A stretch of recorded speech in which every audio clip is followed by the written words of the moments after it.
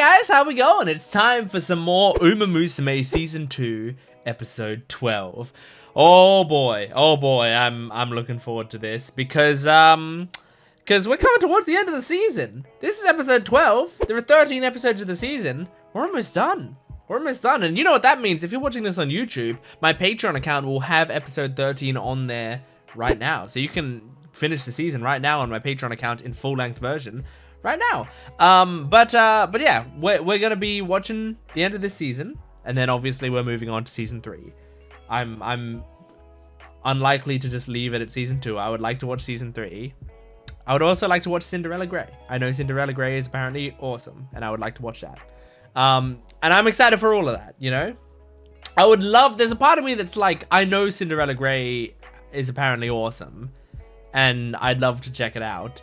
But I like the progress, you know. I like going through it kind of in release order. I've actually never checked when Cinderella Grey started and when Uma Musume Season 3 came out. And I mean, I guess I could check that out right now, just in case, because like it's possible, you know, Season 2 came out, then Cinderella Grey started, then, you know.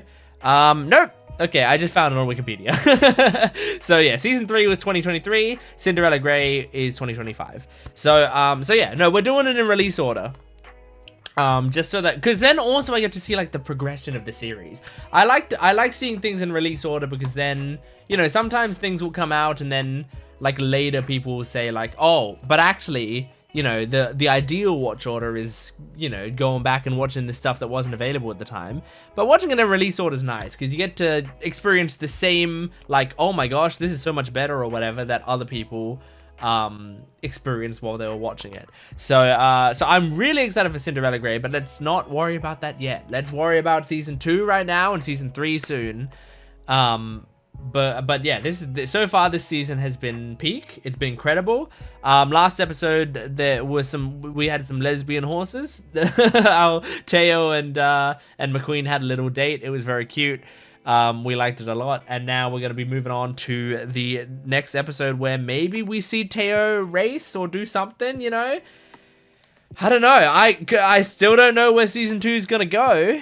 I don't know if it's gonna. I feel like it's being set up now for an inspiring comeback story, but truly, I don't know. So let's find out. Make sure to support the video if you can, liking, commenting, and subscribing, and go to my Patreon account for full-length early access and exclusive videos. Here we go. Uma Musume Season 2, Episode 12. Thought that was the White House for a second. Oh, it's a long phone.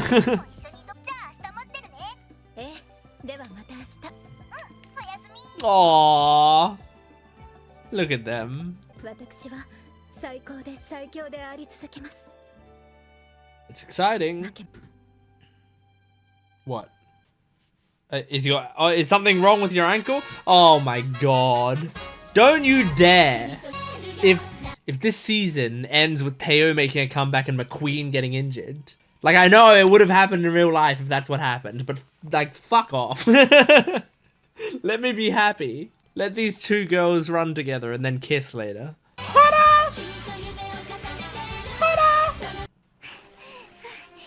Together.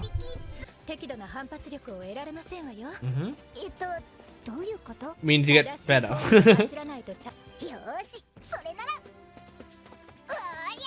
Yeah. I'm glad to see her happy and racing again or training again. I like how they always carrying around a picture of Amazon. It's so funny. Yeah, you can go faster. Yeah.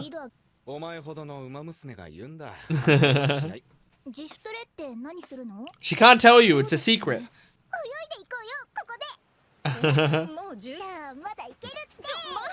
Are they just jumping in the water now?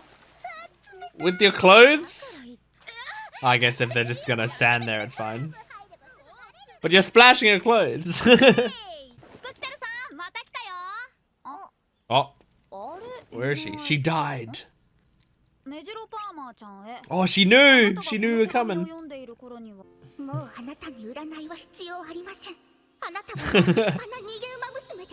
Alright.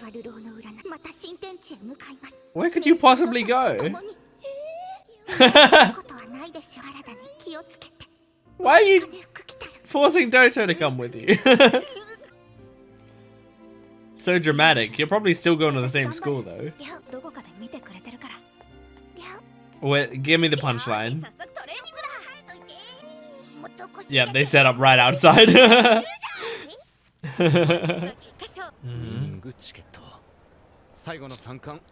Winning tickets looked pretty strong. I want Tyson to win out of those three. But I don't know. I feel like B was gonna win. But I think I thought that last time. Uh-oh. God. Oh, what's happening? She's gonna injure herself. No!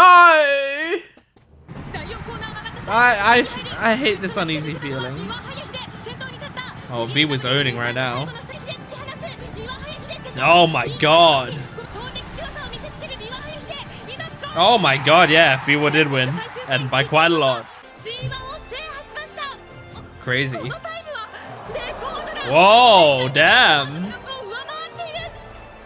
She beat Rice Shower's record. That's crazy.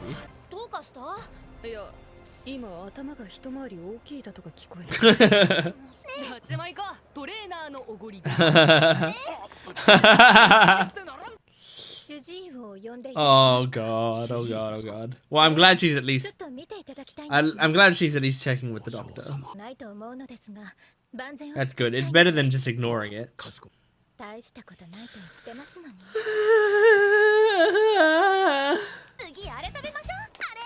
You finish your 2 ice creams first.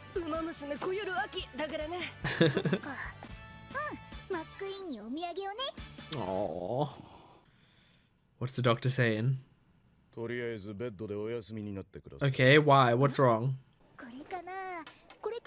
Oh, the music. It's building up to something sad.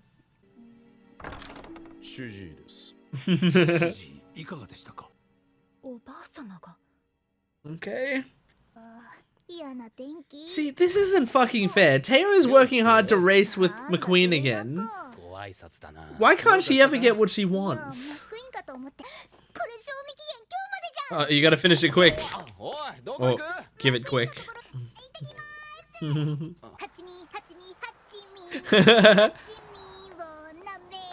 Hachimi, Hachimi.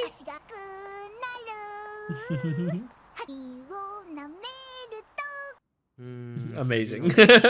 Love her little Hachimi songs. Oh god. Oh god. You just buzz. Really? You could get tased or something. It's really cute. Sanatorium. Is it really bad? Is it career ending? Okay. Is that career ending? A year to treat. Oh. Oh, that's awful. That's horrible. But it's dangerous as fuck. Nah. Oh god. Oh.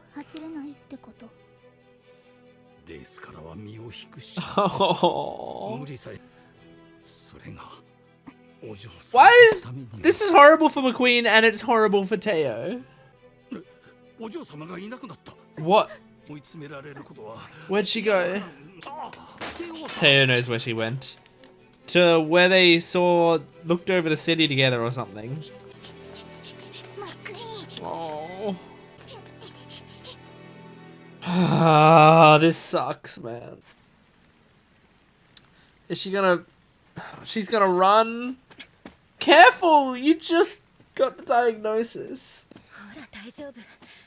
Oh. Even if it didn't aggravate, I feel like you'd mentally destroy yourself.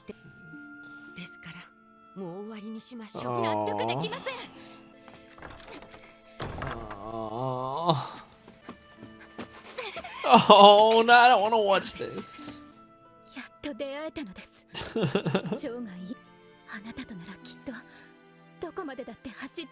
Why is every episode sad? Maybe episode 10 was happy? Like by the end? Every other episode this season has been depressing as fuck. She did, but it's a different thing. Oh, she's still inspired by her.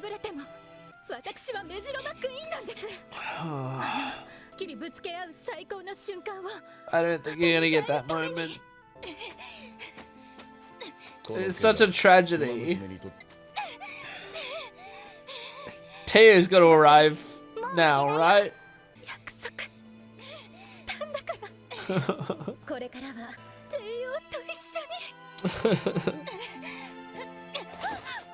No! There we go, she's here. Kiss. Kiss! We don't need to run together if we get married. Oh, she's trying to stay strong. Oh.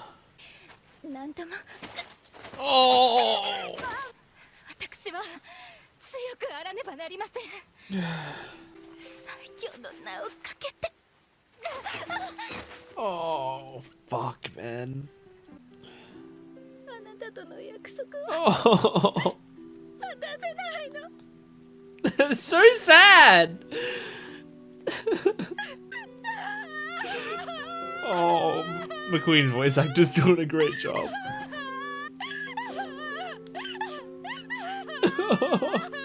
Why are you not hugging her already? Yeah, I'd say. I know, it's so heartbreaking.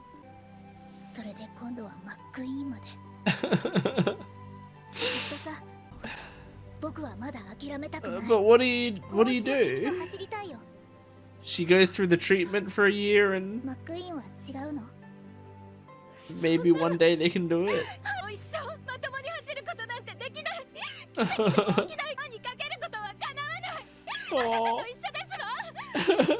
Just like you. That's what Taeyo's fighting for as well. So yeah, put yourself in position for the miracle to be there.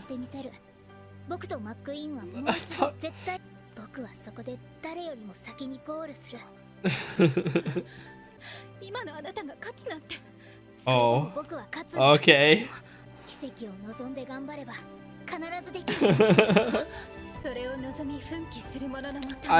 I can't keep crying at the horse girl show. Ugh. Yeah. Now the roles are reversed. The sun coming up.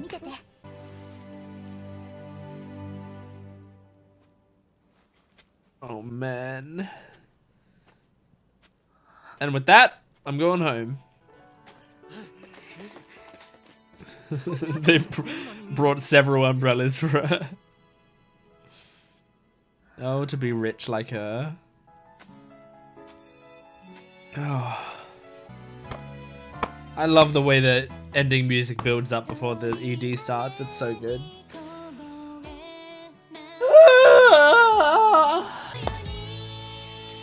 Oh, the last picture. I didn't even think about it.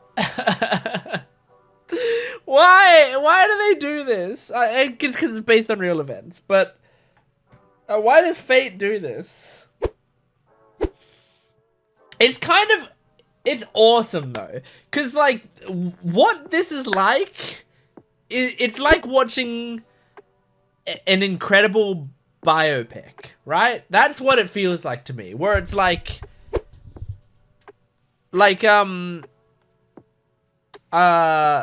you know, some of my favorite movies of all time are like what I consider to be great biopics. Now, biopics to me don't need to be like, you know, insanely accurate to like what actually happened. And I mean, this this show, I mean, you can say, yeah, it's like, this is like an Aaron Sorkin biopic to me.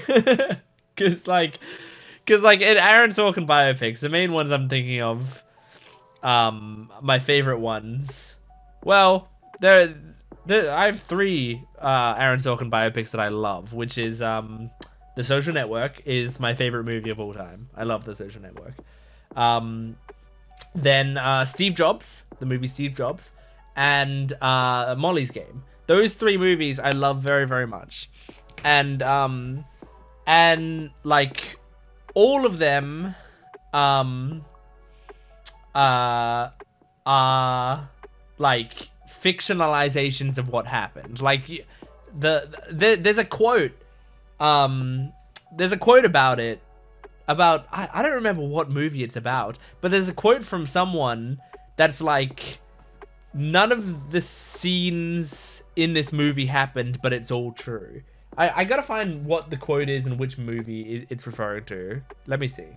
I found it. It was they was talking about the movie Steve Jobs, which is of 2015. Steve Jobs, Andy Hertzfield, a longtime friend and colleague of Steve's, said, "None of it happened, but it's all true." Right? That's the thing. It's like, if we're looking at this like Uma Musume, the horses of Teo and McQueen probably weren't talking to each other at that time. They probably weren't making promises to each other. They, you know, Teo's horse didn't get gifts for McQueen and then go to the family mansion, and then the butler told her about, you know, like that. None of that actually happened. But what may have happened, and I don't know the real stories, but what may have happened is the feeling of frustration from everyone of like, these horses, we want them to race and they can't race. Like these dreams that we have for these horses will never come true, and all of those feelings, you know, in the same way that in The Social Network, in Steve Jobs, in Molly's Game, like they're more emulating like the feeling of kind of what it was like. That's more important, and also like creating a stellar narrative at the same time, right? So to me, I'm not looking at it like, oh, well, this conversation probably didn't happen. I'm looking at it like, this is the feeling they want me to get out of this character. You know, I watched the movie Steve Jobs and I'm like, wow, that guy was a frustrating man to work with. And like have all of these, it was a frustrating person to have these conversations with, even if he was a very smart guy. And I think that's a very important feeling to have while it was happening, even if the scenes themselves and the things that the quotes from the movie aren't necessarily true. So I think like Uma Musume gives me that feeling as well, which is a huge compliment that I can give it, because I think that's a great way to tell stories, because like when you are a sports fan, the narratives of sport are like 70% of the enjoyment of it. I feel like when I watch the NBA. I love the NBA. I'm a Golden State Warriors fan. We're not doing great this season. When you're watching an NBA game, a lot of the time it really is, you're taking into account like the players and how they've been playing recently, and you're taking into account who they're up against. Are there rivalries happening there, you know? Like all of this stuff is building, and some of the coolest stories are like, they're not just cool because someone played really well. They're cool because someone played really well as a result of this, or because they were facing this person, or like something was happening there, you know? Like I love moments of like someone shit talking Steph Curry and then Steph Curry destroying them on the court. Those are like some incredible moments where it's like this person was shit talking and shit talking and shit talking, and then Steph Curry shut them up by destroying them, you know? And like that's so satisfying. But like you can describe it to someone and they might be like, oh, that's cool. But if they don't watch the sport and they don't like know these characters, they're not going to be emotionally invested necessarily. And if someone like comes in and like, you know, you've been building up this narrative about that, like there's been this narrative building up about about how, you know, a match is going to be set up and this awesome rivalry or whatever, and then you invite someone who doesn't really watch NBA to a watch party of the game, right? And they come and they're going to sit with everyone on the couch and they might enjoy the game. They're not going to get the emotional reaction that you may get from watching the game, because even if you tell them the context, they're not going to feel the context. And that's a really important thing, is to like feel it, to have that emotional connection. So what I love about stuff like Uma Musume is it gives us that feeling.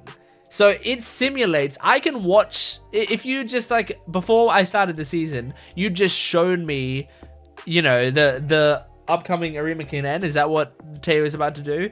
You just showed me that race, or you showed me the twin turbo race from earlier in the season, right? You just showed me that race on its own. I would have been like, yeah, okay, that's a cool race, but like I wouldn't have had any emotional connection to it. But the show built up the narrative in such a way that I felt the importance of that win, so that when I watched the real footage recently, someone in the comments was like, hey, here's the footage of the twin turbo race. And like it was like a side by side of the anime and the race.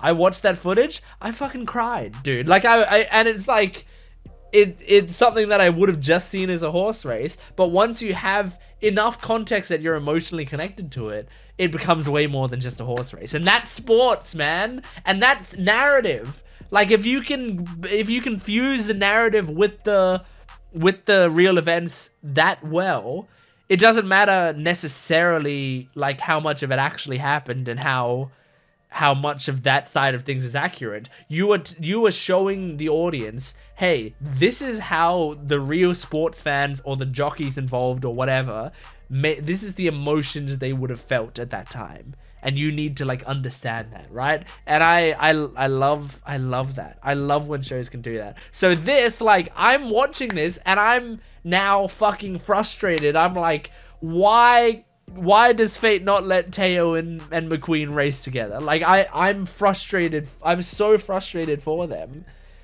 And every time I want to be like, fuck you, writers, for doing this, but I can't do that because it's very likely that this happened, you know, in some way or another in real life. And it's actually like, you know, fuck the world for not letting these two race. So yeah, it's juicy shit, narratively speaking. Oh. Yeah, from the start of that episode where McQueen's talking to Teo on the phone and then she like looks down at her ankle and she's like moving it around, it was like, oh fuck, what am I in for now? I knew that I was not going to be happy by the end of this episode. But yeah, it's so cool. And also something that's really cool about it that I was thinking of because of the Twin Turbo episodes is like pretty much, I would imagine all of the horses in Uma Musume that are like named and designed and like in the game, you know, that you can train in the game. All of those horses would have a strong reason that they were chosen to be a horse, and there's a strong reason that they're popular. Whether it's something like Haru Urara, who is very popular because she never won a race and people like rooted for her a lot, you know, like that sort of thing. Or if it's something like you know, something like Teo or like some like Suzuka or whatever, who's like got maybe a tragic story, or like Rice Shower as a tragic story, or if it's just like this was a legendary horse. This like I imagine like Rudolph or something.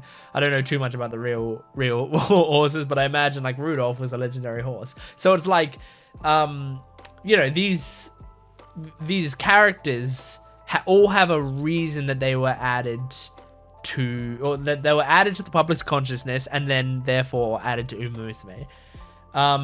And like, for example, I imagine Twin Turbo's reason for being popular / then added to the game is because of that race where she beat Rice Shower. I'm guessing that was Twin Turbo's legendary moment.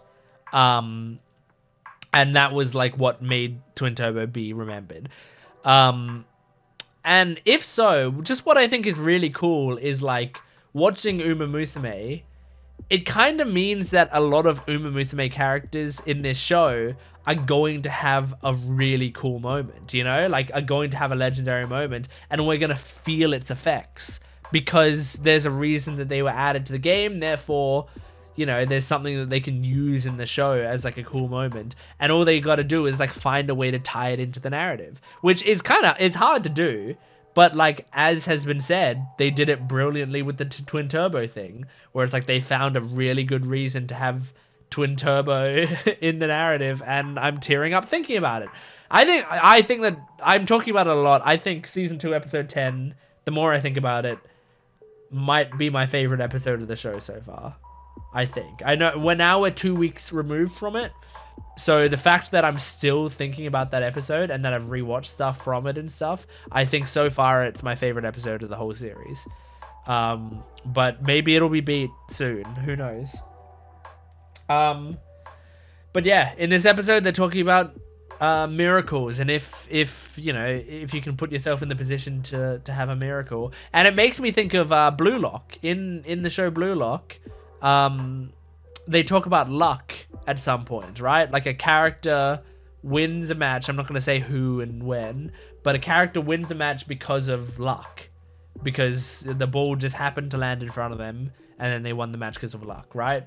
And then another character was debating against that and going like, well, that wasn't, like, we shouldn't base any ideas on that the person literally just won because of luck. And then Ego, the main dude who's running the whole thing, turns around and goes, hey, don't act like luck is just something that happens to random people. It may seem like that, but really what it is luck is a sprinkle on top of people who are prepared, you know? I mean, it's a literal phrase, like luck favors the prepared or something along those lines. But what it is, you know, in that situation, in the soccer match, the guy was in the exact right position that if the ball did fall over there, he'd be able to score a goal and he'd be in his optimal position. And like, he put himself in the spot that allows it that if luck happens to go my way, I win the match. If it doesn't, then we lose, but we're probably going to lose anyway. The point is to be prepared for luck to give you that opportunity. So in the same way, you have to be prepared for miracles to happen, you know? If